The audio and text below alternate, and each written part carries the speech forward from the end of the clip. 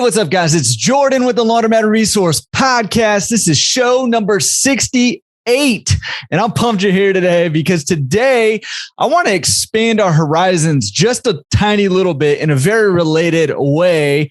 I want to talk about some of one of the best ways to build wealth as a small business owner, besides building your business, which obviously is our number one priority as laundromat owners, to increase our laundromat businesses. However, I always say, man, there is probably no better cash flowing investment than a laundromat. The whole valuation is built on cash flow. The multiplier is great. You can get great returns with a laundromat. Love that about laundromats. However, I think that they're also a great complement to real estate investing. And in particular, I get a lot of questions and there's a lot of discussion about owning the real estate of your laundromat. And specifically, that's commercial real estate. So what I thought I would do is have this amazing connection. You may have heard of her. Her name is Elizabeth Bricken Wilson. She was a guest on show 39. Incredible episode. If you have not listened to that one, you got to go back, laundromatresource.com/show 39 and listen to her episode.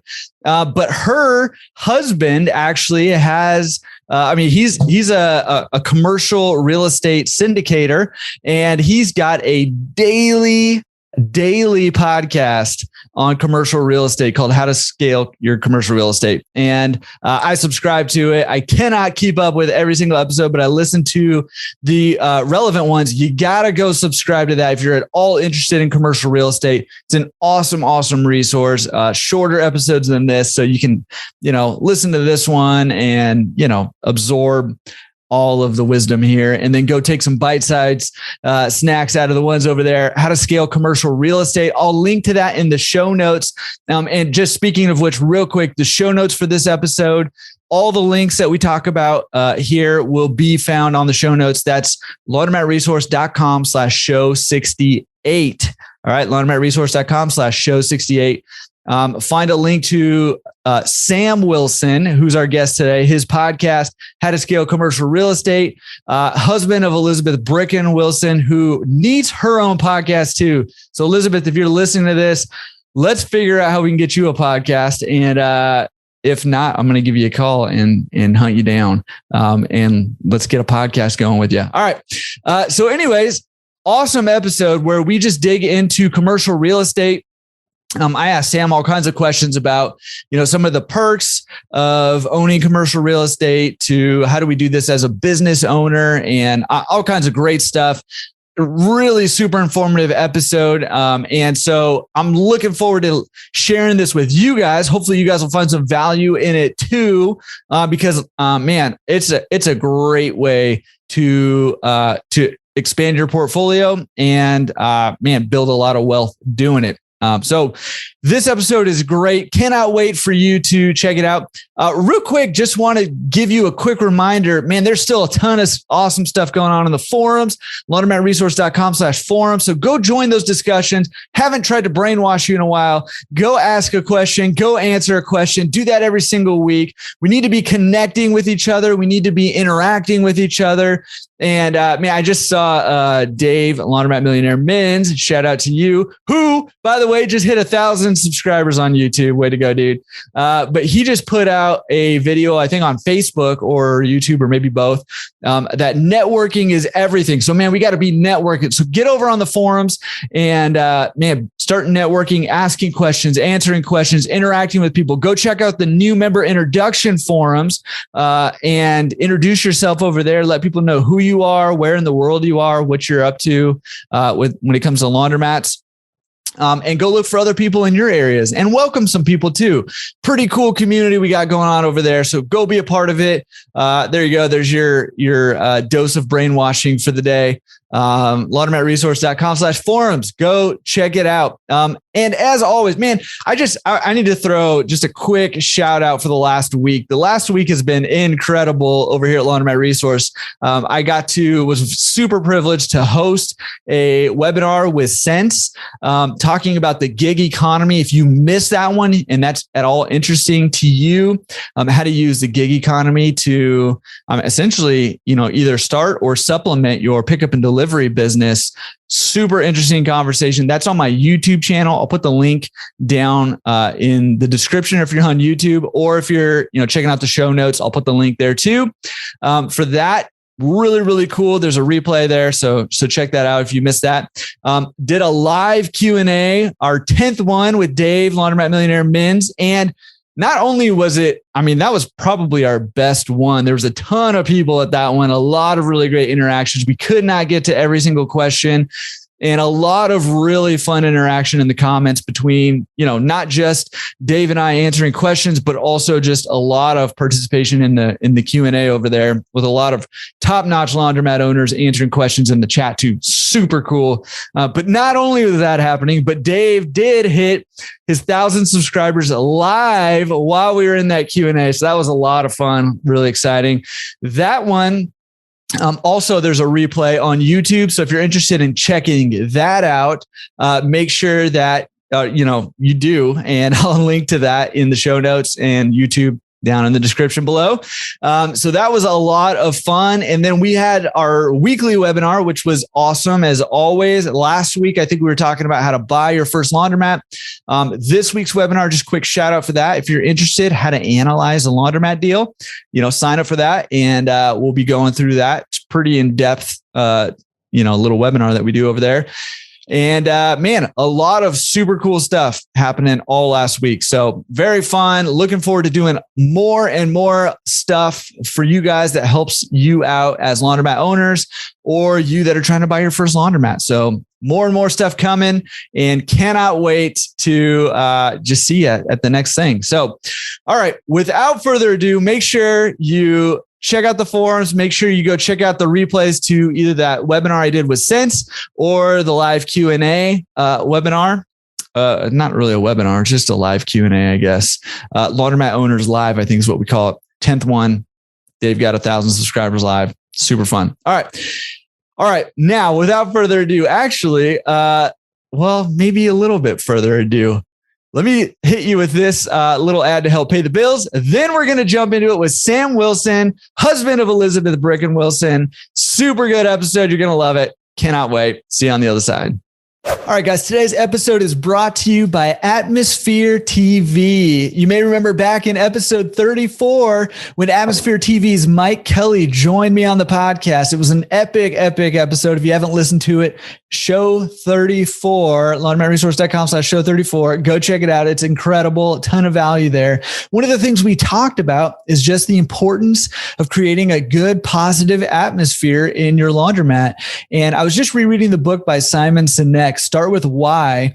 And one of the things that really stands out to me is that people don't make purchase decisions based on, the logic of, any decision that they're making to spend their money. It's more based on a feeling and an association.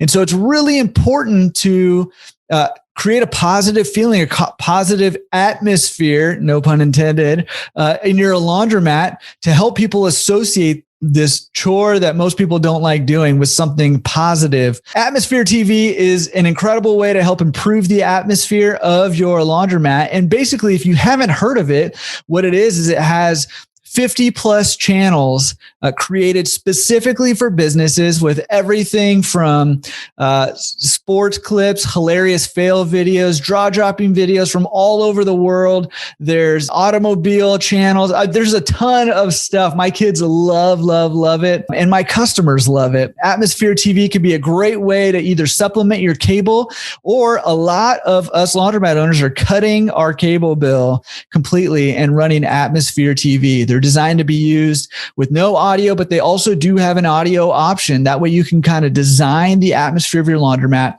the way that you want it. So get rid of cable, get rid of those news channels that are bringing negativity into your laundromat, and fill your Laundromat with positive videos that bring positive vibes to your customers with Atmosphere TV. And if you use the code word, the keyword, the promo code, promo code resource, then they're going to waive your setup fee. And now everything is going to be free. There's no monthly fee for it. You can use it for free in your laundromat, and it's going to vibe to your atmosphere. So check out atmosphere.tv. I'll put a link down in the description on YouTube or in the show notes. Check it out there. Make sure you use the keyword resource. That way you can get that thing for free.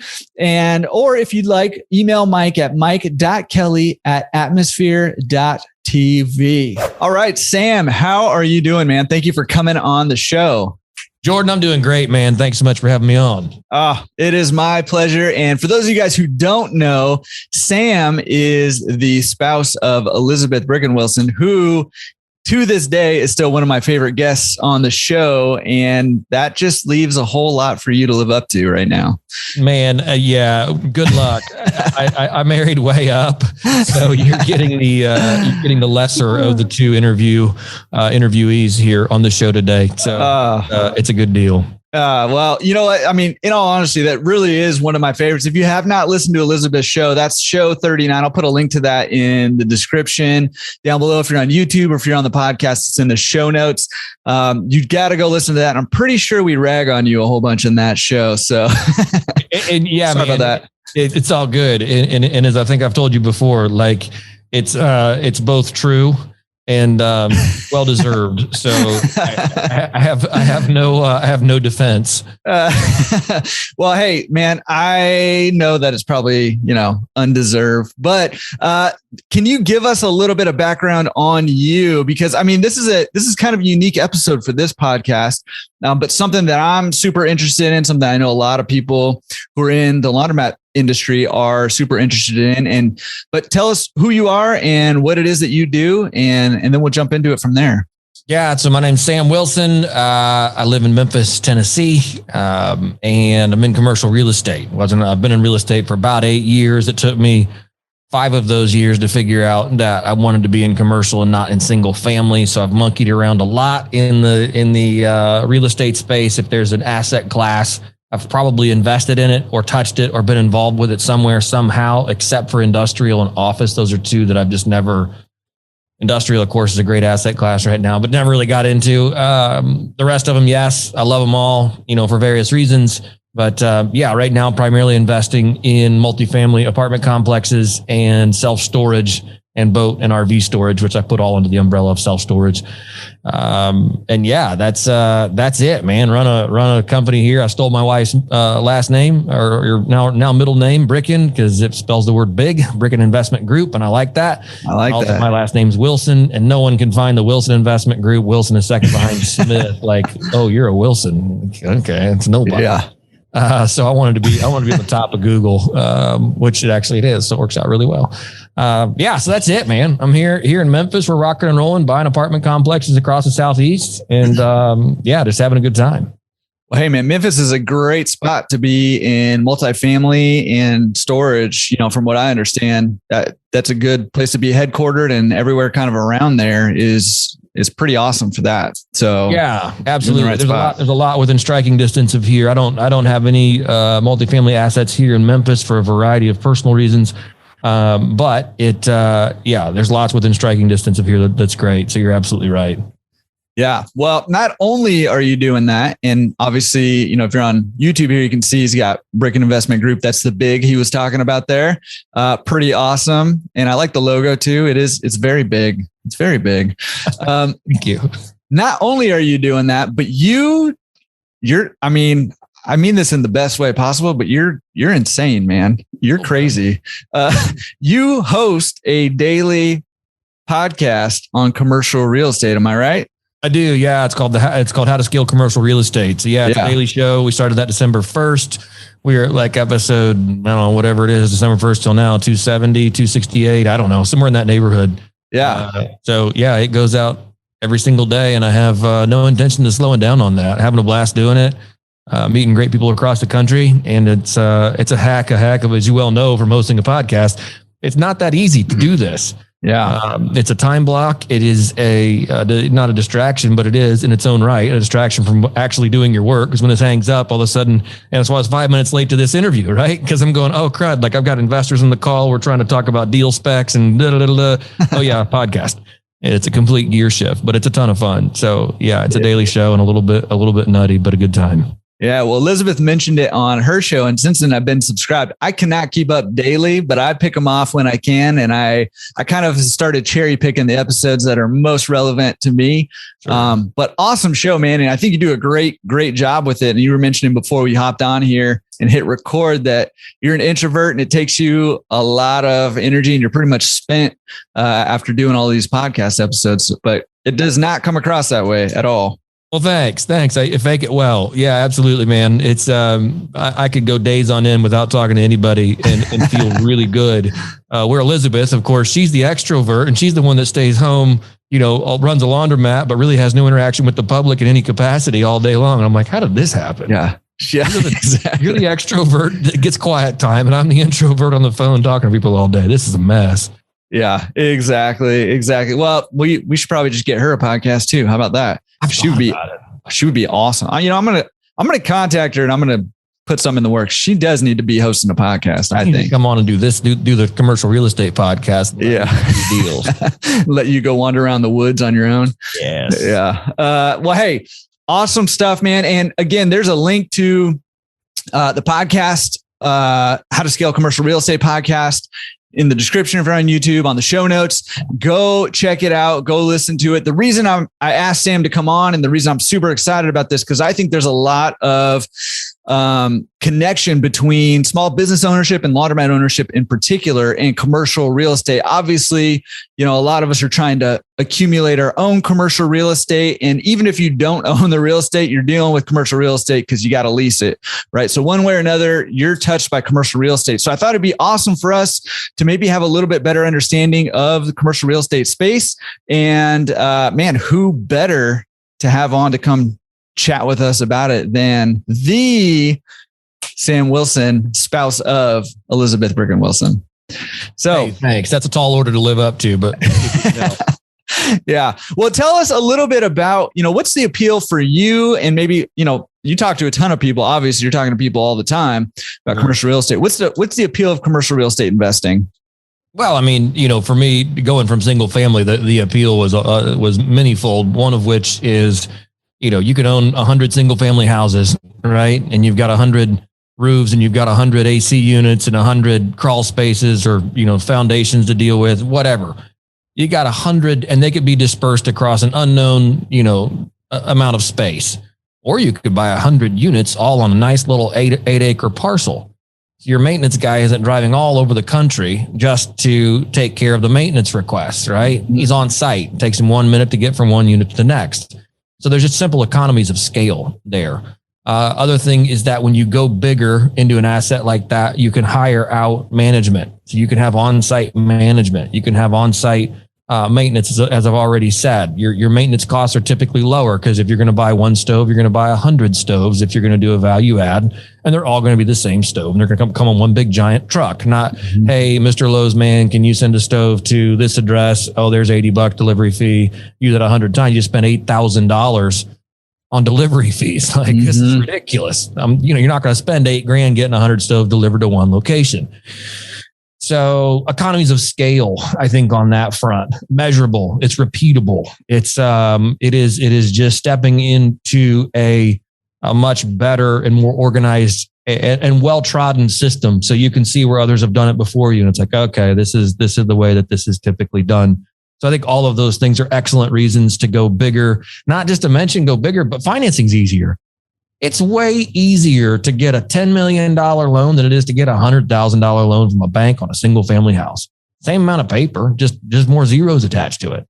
And in fact, easier because they understand the business, right? They understand, oh, right, cash flowing, rent rolls, okay, projections, here's where you are, is what value add looks like if you, increase the rents, blah, blah, blah, we can underwrite to that. It's just a more professional group of people to deal with. And that just makes it just greases the skids. So that's many of the reasons I love it. Yeah. I mean, and that's counterintuitive too, right? Like you would expect a larger loan to be much more difficult to get. But for the reasons that you mentioned, it turns out not to be the case. It's, right. It's the same amount of work or even less sometimes, and ease of getting those loans. So that's, I love those reasons. And I think they all are, super compelling. And it's also why I think, commercial real estate's been blowing up lately, especially multifamily. I know you do self-storage stuff too. That's been blowing up. Mobile home parks been blowing up, all that stuff. So yeah, awesome asset class, and love that. Okay. Well, talk to me about getting started. I hear a lot of laundromat owners who maybe want to, diversify into commercial real estate, or maybe they want to buy the real estate that their laundromat, is on. How does somebody get started investing in commercial real estate? Yeah, I mean, that's a great question. Let's dive into buying the commercial real estate your laundromat's on. I think it's a great move. It's an excellent move. I mean, because if you're owning a laundromat, which, I do alongside Elizabeth, I'm not as actively involved in it as she is, but obviously I have a very firm understanding of what it is that we're doing with that laundromat. This was from the first day we went there and signed the lease. I told the lady that owns it, I want to buy this from you. I want to buy this. And I let them make sure she knows constantly, I want to buy this from you, because we're doing, laundromats are not cheap to build. They're not cheap to remodel. They're not cheap to fix plumbing. They're not, when something goes wrong, it's got a big dollar sign attached to it, especially new equipment. You're putting in hundreds of thousands of dollars, if not, beyond that, of new equipment in these facilities. So why are you going to spend all this money and time upgrading boilers, upgrading on-demand water heaters, changing out all your HVAC systems to where it can keep up with so much heat that's being generated? Why spend all that improving someone else's space to be at risk of a lease renewal, right? They decided the new owners took over. You're 9 years in and you got this nice little gold mine printing money, but they don't want to renew the lease, except for now they're going to charge you 50% more. You're screwed. You're screwed. So, those are the things that I think, those are compelling reasons why you should own the real estate, just because you want control. And when you do your major CapEx improvements, then you're the one that's owning it. Mm-hmm. And you might have a separate LLC that owns it, and your laundromat may still rent back space from that LLC, especially if there's multiple tenants in the building. But even so, you're still paying yourself, and you control the unknown variables in the deal. So I don't know if I answered your question or not, but I just started rambling, and there we are. No, yeah. I think you're right. And I think a lot of laundromat owners aspire to own the real estate. Obviously, it's not always the case, as in your guys' case too. Like, you guys don't own the real estate. It's not always possible, or at least, right away. But I love your strategy of just being at the forefront, right? Because instead of, when your landlord's ready to sell, instead of going to find a broker and facing 10% fees to sell to a broker, she's going to come to you first of all and say, hey, I'm interested in selling, what can we work out here? And that's going to work out better for her, and that's going to work out better for you. But being on the forefront there is huge, and continually reminding, that landlord that you're interested in selling.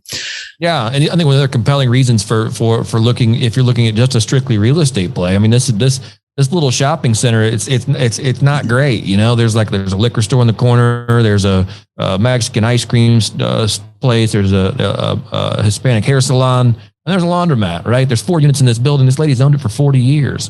Mm-hmm. And she's clipping, I don't know, here in Memphis rates, somebody in California is probably going to pass out when I tell them what we pay for a 2,700 square foot facility, but it's like, I don't know, $2,500 a month. It's not outrageous. And she's doing that times 4. So she's clipping 10 grand a month in coupons, because it's all triple net leases off of this place. And she's been doing it for 40 years. She's happy. Very little exposure for her. And so that's another compelling reason where you can find nice little cash flowing assets like that require very little work. Why not be the landlord instead of even the laundromat operator? Yeah. I'd much rather own that building and sell the laundry than own the laundry and not own the building. Yep. Just so we don't leave anybody behind, can you briefly explain triple net lease and what that means? Oh yeah, I'm sorry. Forgive me. We do this every day, and it right. Absolutely. We are not on a real estate show. Yeah. Triple net lease would be, of course, taxes, insurance, and then common area maintenance. So, to a landlord, you have a base net rent, which is whatever that dollar amount is. And then your pro rata share of taxes. So depending on the square foot of the building, I'm going to pay our pro rata share.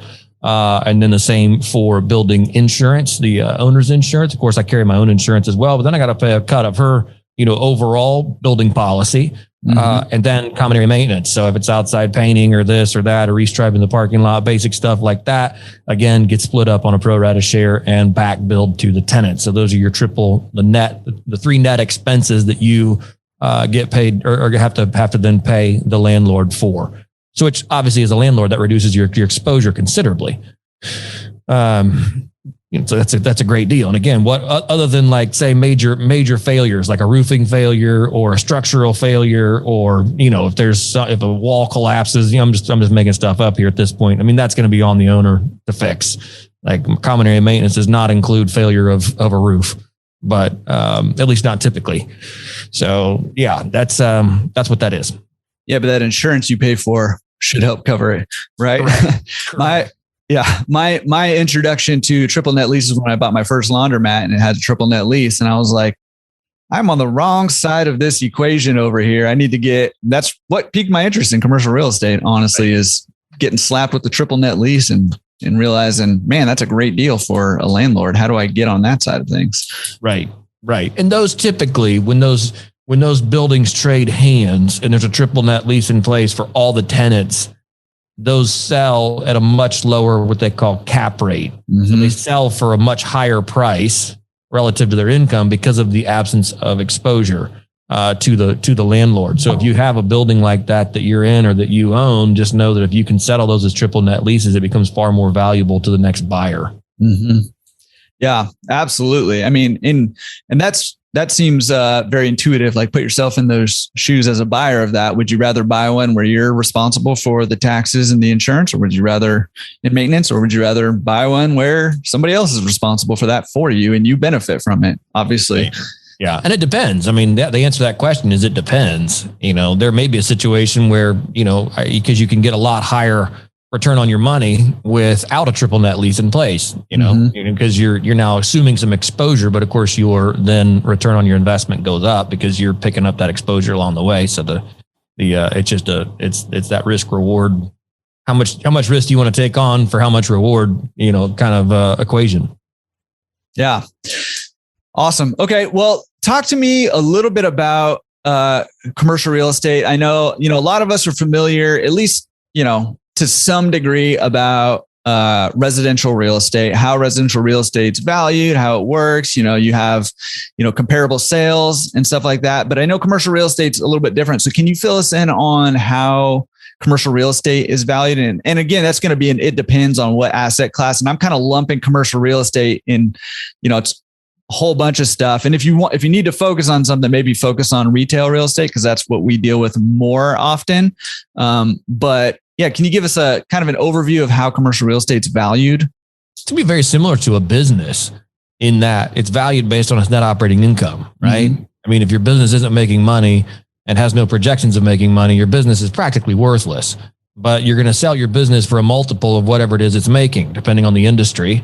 Depends on, and again, going back to the ease of ownership and operations, it's going to trade on a multiple of its net operating income.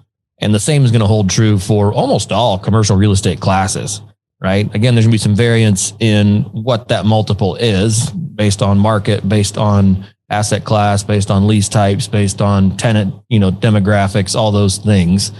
But again, it's just going to be a multiple of what your income is.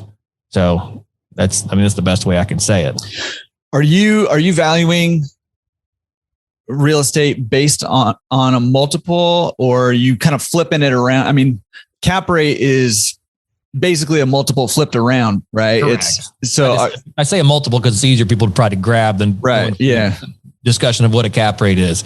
I mean, but we can do it real quick. So, I mean, let's say we have a $100,000 a year operating business or $100,000 a year operating piece of commercial real estate. That's your NOI, and you sell it for $1 million.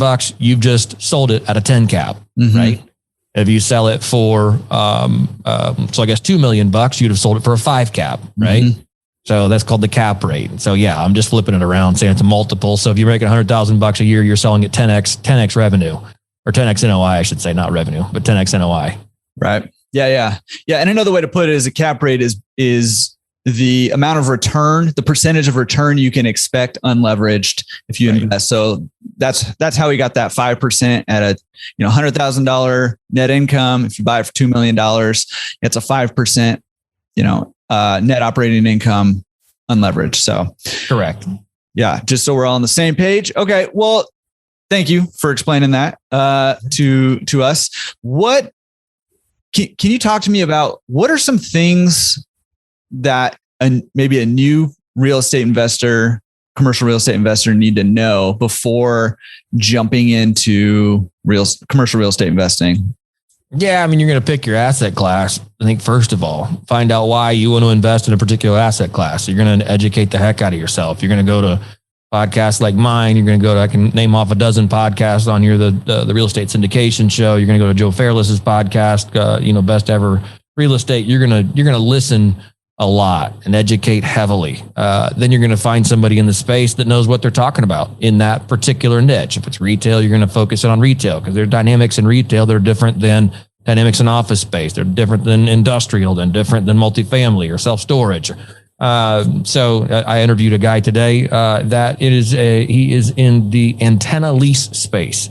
So if you have a building on top with an antenna on top of the building and someone else operates that, that's all he focuses on is antenna leases around the country. So giant towers, there's somebody paying somebody else for the right to be on that land and stick that antenna in the air. Kind of crazy. So, you got to really just dial in deep on what it is that the asset class you're looking to invest in. So that's the first thing. So once you feel like you've educated yourself, of course, simultaneously, you're talking to brokers, you're talking to anybody in the space. You're getting on LinkedIn and finding people that specialize in it. You're watching what they're posting, reading their blog posts. I mean, the whole thing is just an education. Just consume as much content as you can as it pertains to those asset classes, and that's the best place to start. Yeah, I agree. And you could probably just stop at your podcast. I don't think there's anything else really that you need. I assure you. Yeah. Lots of things we don't cover. So yeah, absolutely. Yeah. Well, all right. Can you talk to me for a second about so a lot of laundromat owners do own the real estate. Right. Are there things that, those of us who own the real estate can be doing to increase the value of that real estate as we own it, as we kind of go along? Depends on what it is. Is it a multi-tenant building? Yeah. I mean, we just talked about one of those. See if you can over time convert those to triple net leases.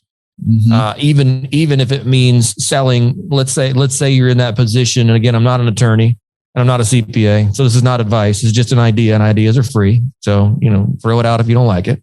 But even if that means maybe selling the real estate to a different LLC that then, especially for multi-tenant building, is not set up this way, but now that LLC is collecting triple net leases from your now operating laundromat from the other tenants in the building. Yeah, you can increase the value considerably for that. Mm-hmm. So, that's a simple thing to do. And it's not that administratively burdensome. So yeah, that, of course, the basic stuff, keeping your laundromats are notorious for just getting run down, right? Like you can pick up some rundown laundromats just about everywhere, unfortunately. So keeping your stuff in tip top shape. The guys that are our equipment, distributors swap out their equipment. They own 20 something stores. They're both distributors and own a bunch of their stores. They swap out all their equipment every 7 years. It's like every 7 years, all new equipment. Everything is changed out. We found the maintenance expenses are too high. We've found that the resale value is still there for the existing equipment. And then we're basically a brand new store every 7 years. So keeping your stuff pretty, keeping your outside of your exterior buildings well kept, just not deferring maintenance. That stuff is the stuff when you go to sell a building that, will fetch the highest price. If you have to deal with a rundown building and buy it, you're going to want to be paying a lot less for it than something that's kept in excellent shape. So I don't know, things like that. Maybe that's not too helpful. Maybe it's pretty brain dead and pretty basic, but those are things I would think about.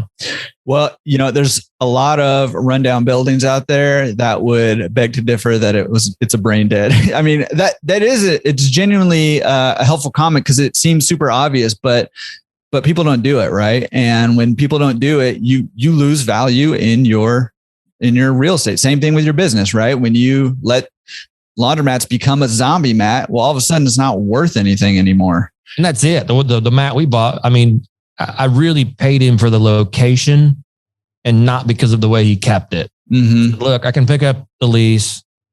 I want your location. It's been here for 60 years. Everybody knows it's here. It was a dump. I mean, it was a dump. We gutted the place, just started over. And I paid him a little bit more for it than maybe what it was worth just because it's a good location. But yeah, I mean, he got nothing for it. I can get 30 times what I paid for him out of that store now, just because of the improvements we've done to it. So yeah, absolutely. Yeah, absolutely. Well, there's a lot of laundromats obviously are in strip centers, kind of multi-tenant centers, but there's a lot of standalone buildings too that have laundromats. Is there anything unique about a standalone building that laundromat owners should know? Like, should they buy that real estate? Is there benefits to that? Are there disadvantages to that? Can you talk to me about standalone buildings? I don't own a standalone building. I wish I did. There's a lot of things I think that are really attractive about having, where you can have maybe two entrances, where you can have sliding doors, where you can have a larger parking lot, where you control the whole asset. I think that's key. I'd love to at some point go out and just do ground up development on laundromats because one, I think it's a great business to be in.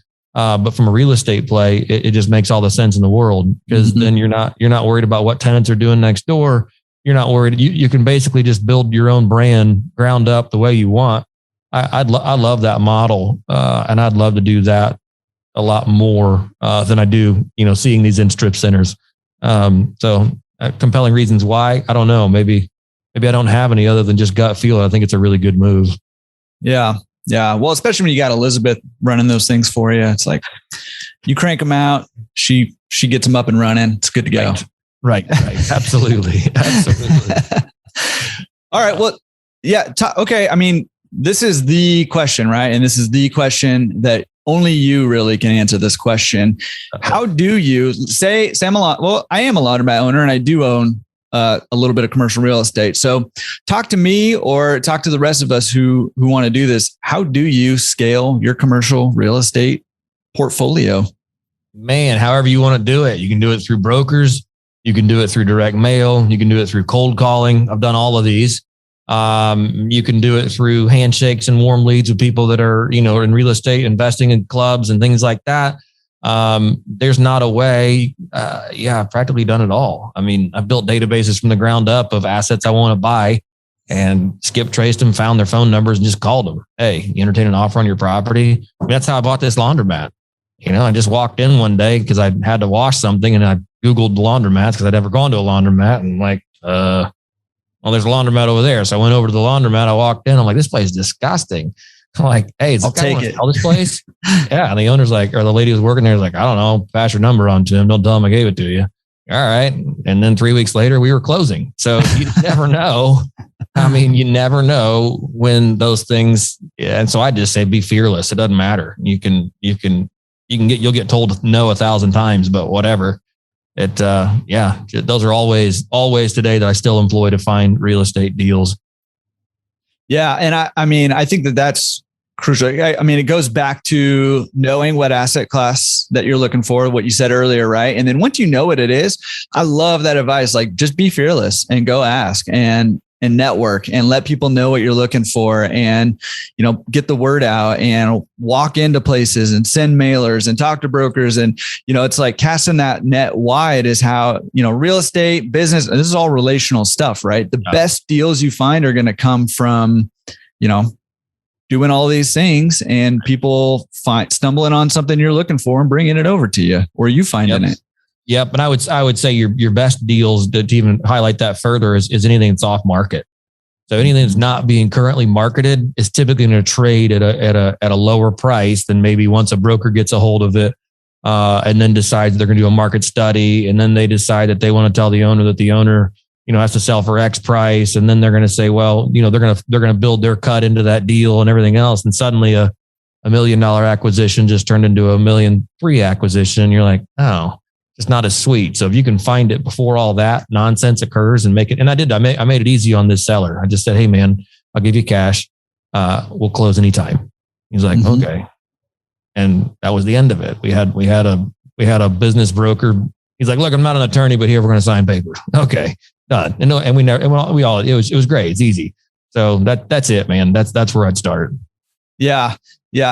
I mean, I just think that's, such great advice and removing the friction too. I mean, that's, removing the friction and, going back to your point, I tell my coaching clients all the time, like, if you can find it on the couch in your underwear, then anybody else can find it too. So a lot of people, when they're looking at laundromats, they jump on to BizBin, Biz Buy Sell or whatever. And I'm not saying you can't find a good deal there or you can't find a deal you can make and do a good deal there, but it's going to be a lot harder digging. And you're going to have to be a lot more creative than everybody else because Joe Schmo is, sitting down the road on the couch, watching TV in his underwear and browsing the internet just like you.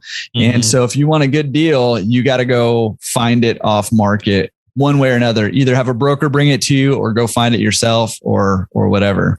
Yep. It's door knocking, man. That's the only way that you'll really find the sweet deals. How are you finding your deals for your investment group? Yeah. And that's a great question because it's a little bit different on these larger acquisitions because I'm in a unique position in a unique phase in our business, in that I have developed relationships over the years that are excellent. They're people I know, like, and trust. Right. And so because buying multifamily assets, buying, large self-storage portfolios is a team sport. You have two options, right? I can go out and I can build out the entire team myself. And then the Bricken Investment Group takes down that whole deal itself. We run everything. We've got an acquisitions guy, marketing guy or marketing gal, whatever it is. You got all the seats in the bus filled.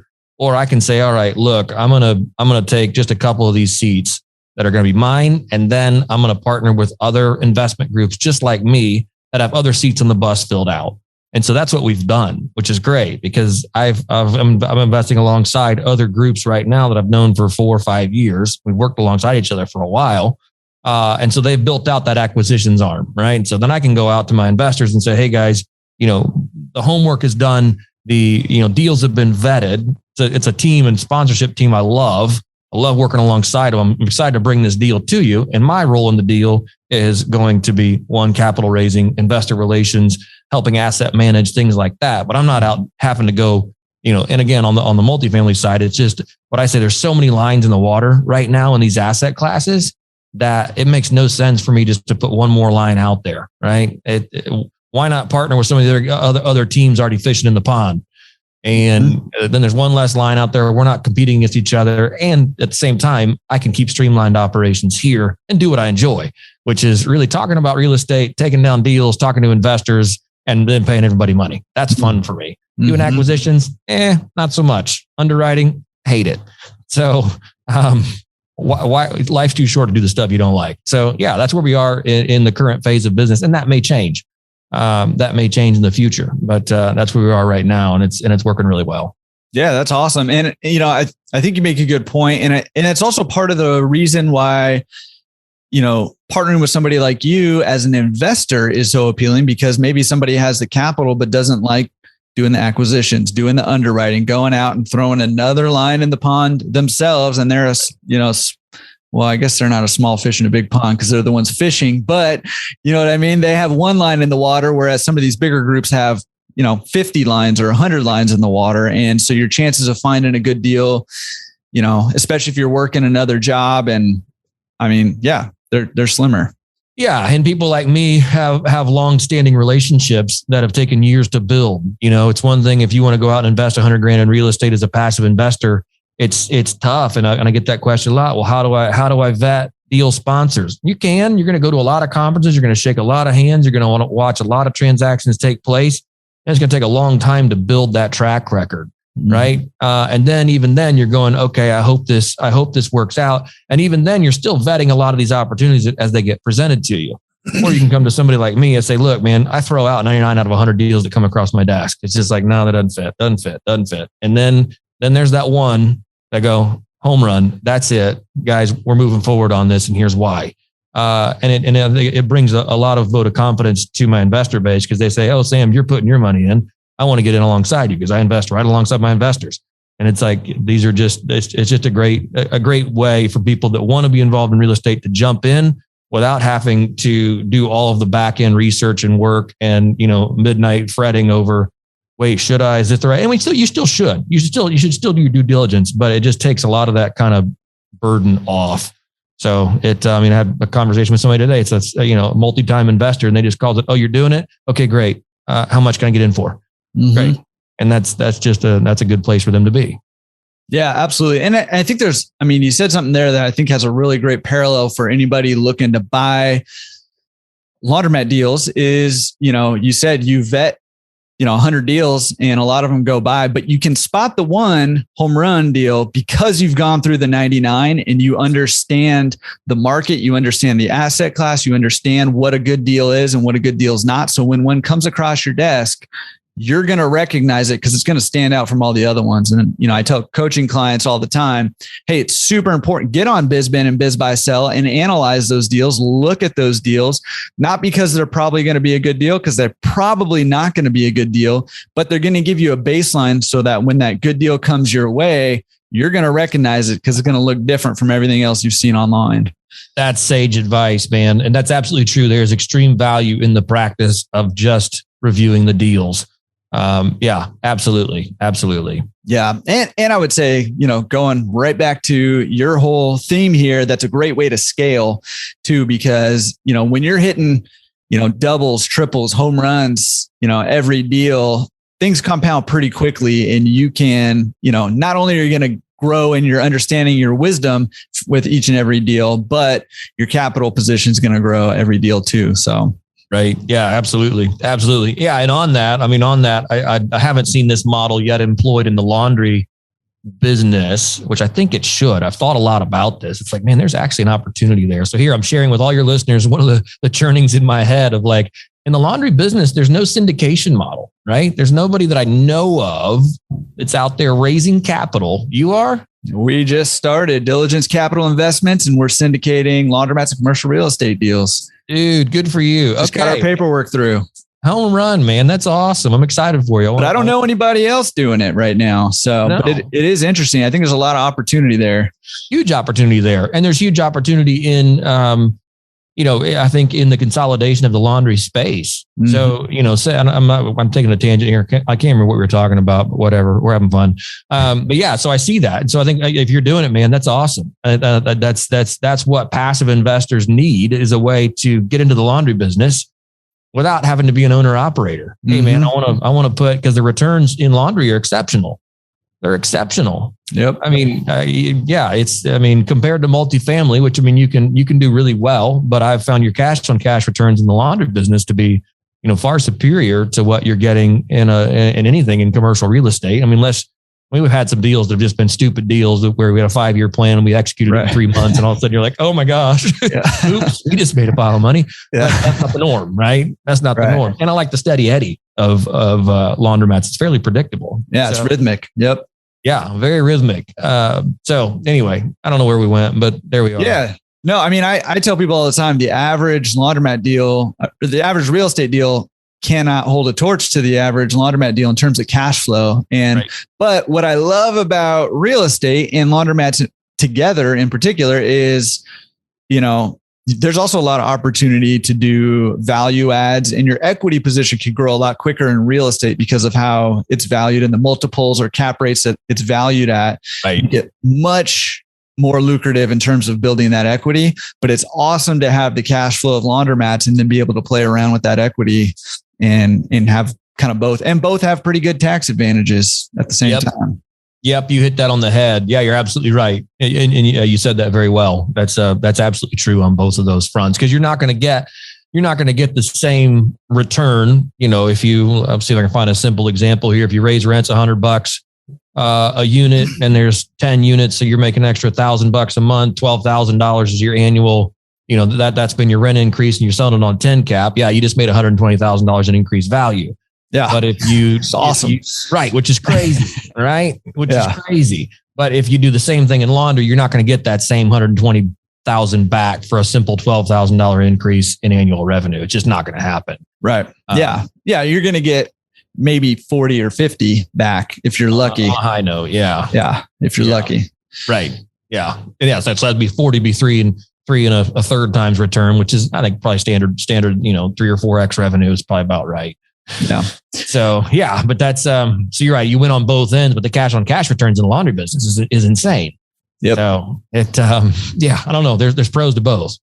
Yeah. And I think there's opportunities with both too. So, well, man, this has been awesome. You have any final tips for laundromat owners in terms of getting towards, commercial real estate, or just do it, Nike? Probably nothing that's going to be a giant pearl of wisdom, but just do it as it. If you're looking to buy laundromats, go door knocking. That's the fastest way to do it. Go door knocking, go make your mistakes, go start making offers, go see what people are selling stuff for. Go just start asking. You'll be surprised at what legacy owners, I think, are willing to sell older mats for, when they're just tired because they never figured out the systems and processes. I think that's the other thing too, is that belong to the Laundromat group. And I don't frequent it often on Facebook though. There's that Laundromat owners group, and how many owner operators I see, out there still sticking their arms in the PVC pipes and cleaning out traps and everything else. And it's like, find a way to scale that where you can remove yourself from the business. And then you can really scale your business. And the same thing with true in real estate, which goes back to the very beginning of our conversation where we said, hey, why do you like, larger commercial real estate acts or deals? Because we can scale it. Mm-hmm. And the sooner you can put in systems and people and processes. Our little laundromat's a nice little gold mine. And I don't spend any time there, and Elizabeth spends very little there now either. It's just great because you have the right people, you have the right processes in place. And I think both of those are parallel truths that many of us deal with, which is the sooner you can get yourself out of the business, the sooner you can get yourself working on the business, and the sooner it can grow and scale, both in real estate and in your laundry business. So that's it, man. Get out of your own way if you can. Yeah. Well, and I think that's huge, because I think that to get out of, sticking your hands in the PVC pipes and cleaning out lint traps and stuff, it takes a different mindset. Right. You have to have a different mindset in the way that you approach the business, the way you approach the real estate, whatever the case may be. And for a lot of people, it's difficult to shift that mindset. But, I would say that, educating yourself, all the things that Sam was mentioning earlier, listen to his podcast, listen to this podcast. We've had a lot of owners who have, made it beyond the, doing their own maintenance and repairs. And now, they've scaled to a point where they can have people doing that. And, listening to the way that people think, reading books about, business and what that mindset looks like, what the approach to business looks like, can be huge in terms of, shaping your own mindset. I've said this before, but I like brainwash myself a lot just by, filling my head with, people who are doing the things that I want to do and how they're doing it, the way they approach business, the way they approach investing, the way they approach real estate. I'm constantly filling my head that way because it's easy for me to drift back into, I think I have that just blue collar mentality. Like I'll just drift back. I can do a lot of stuff. And so I drift back into doing it if I'm not constantly trying to think bigger and think outside of that. Right. This is gonna be funny because one thing that, and I'm with you, man. I could easily drift back into the DIY mode. But one thing I do every day is dress up. Right. I always put on a collared shirt. I got a belt. I got nice shorts on because it's blazing hot in Memphis. Or in the winter, I have on nice pants and nice shoes. And I say, you know what? If I can't do that task dressed up, I shouldn't be doing it. It's like, it's just I like that. It's mentality shift where you just go, you know what, if I can't do it in dress clothes, I can't do it. So I love that. I love that mentality because I mean, think about like changing a belt on a top load washer or something. If you're in your nice pants, you got to get down on the floor. You got to be reaching under there. Yeah, I love that. On your pants and you're mad. You put a hole in your dress pants. You're like, this. No, you know what? My time is better served finding a laundromat to buy and paying the maintenance guy $50 an hour to come out here and take this apart. It really is. My time is worth more than that, as well as your mental space, your mental skill. Like, when you're done changing a belt on a washing machine, you're not out there thinking, gosh, how do I grow my business? You're thinking, dang, man, I want to go home and drink a beer because that sucked. So, you know, I don't know. Anyway, we're probably beating a dead horse, but that's... No, I love that though. I mean, I think that's great. I was just writing that down because I think that is, you know, it's like little hacks like that. It's not like a big deal. That's not like a big mind, shift thing necessarily, but it is because, you know, if you dress up, you're not going to do some of those DIY things. And so you have to think about your business differently, right? Like, okay, that machine does need to be fixed. How am I going to get it fixed? Because I can't do it in my dress clothes, right? So you have to start thinking differently and using your mind in different ways. And that's huge. That's huge. So I love that hack. Good. Glad it provided value. Hey, man, Thanks so much for having me on. This was a ton of fun. Appreciate you coming on. And man, looking forward to, continuing on. If anybody is interested in investing with you and wants to learn more about commercial real estate, where's the best place they can find you? Yep. Go to go to brickeninvestmentgroup.com. Bricken, Bricken, investmentgroup.com. There you can sign up for our Bricken Investor Club, where you get notified of deals that we participate in. You can sign up for our weekly newsletter, where we always dive into some new topic and some new nuance of commercial real estate. You can also go and listen to the How to Scale Commercial Real Estate podcast show. That's at Bricken Investment Group /podcast. If you're vetting real estate deals actively, I have a free download for you. Go to brickeninvestmentgroup.com /checklist. It is a guide. It's called How to Vet a Deal in 10 minutes. You can spend an inordinate amount of time trying to vet a real estate deal and say, does this fit for me? Is this the right one? Should I, shouldn't I? I actually got an email from an investor today that said, thank you for this guide. It has cut down my time considerably. So it's a guide you can download. It'll help you really build your funnel for what it is that you should be spending your time focusing on as you vet deals. So again, brickeninvestmentgroup.com /checklist. Awesome. And I'll have links to all that stuff in the show notes down in the description on YouTube. Thank you again, Sam. That was incredible. I would say that rivals Elizabeth. So you definitely stepped it up. Appreciate it. Not even close. Not even close. Thanks again, Jordan. I do appreciate it. All right. Talk to you again soon. All right, really cool episode. I have to just confess to you guys, it was a little bit selfishly motivated because I love commercial real estate and I love Elizabeth Bricken Wilson. And so, this is my first time getting to hang out with Sam. Super fun, really cool guy, knows his stuff and helped out a lot, I think. So hope you guys enjoyed that episode just as much as I did, maybe even more. And if you're interested in commercial real estate, make sure you go check out his podcast. Again, that's a daily podcast. I have no idea how he does that, but incredible that he's doing it. And, go check that out, support him, go check out his website. And if you're interested with more, there's ways to get in touch with him there on the website. And hey, man, we got a lot of stuff going on, so make sure you're not missing out on any of that stuff. Go join the free membership. Access to a ton of tools and resources over there. Come check out a webinar that we're doing. All kinds of stuff going on. So, all right, guys, hope you loved that one as much as I did. And I will see you next week on the Laundromat Resource Podcast.